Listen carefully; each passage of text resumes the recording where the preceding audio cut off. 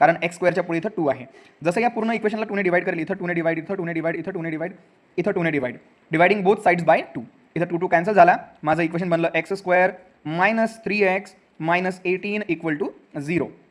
Second method होती, second step जी होती आपली होती ती होती कॉन्स्टंटला RHSला घेऊन जा, म्हणजे इक्वेशन बनेल x square minus 3x equals to 18. त्यानंतरची थर्ड स्टेप होती थर्ड टर्म काढून घ्या. थर्ड टर्म काय असते, या बीच्या पुढे जो आहे त्याचा हाफ करून स्क्वेअर घ्यायचा आहे, म्हणजे हा 3 आहे याला हाफ केलं -3ला, त्याचा स्क्वेअर तो झाला आहे 9/4. फोर्थ स्टेप होती आपली, काय करायचं, या थर्ड टर्मला दोन्ही साईडला ॲड करायचं इक्वेशनच्या. मग याला ॲड करून घ्या, तुमचं इक्वेशन बनेल x square minus 3x plus 9/4 equals to 18 plus 9/4. Okay, याला आता मंत्र मारायचा आहे. मंत्र 4 ओळींचा मंत्र आहे आपला. काय आहे, फर्स्ट टर्मचा स्क्वेअर रूट, सेकंड टर्मचा साइन, थर्ड टर्मचा स्क्वेअर रूट, होल ब्रॅकेटचा स्क्वेअर.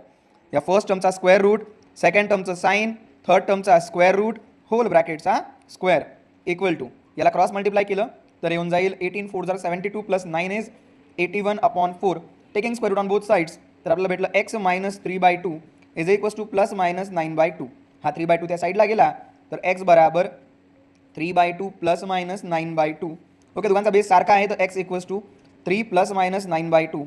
एक वेळा प्लस घ्या, एक वेळा मायनस घ्या. जर प्लस घेतलं तर काय होईल आपला 9 प्लस 3 12/2 म्हणजेच 6 आन्सर येईल. आणि मायनस जर घेतलं तर 3 मायनस 9 इज -6/2 म्हणजेच -3.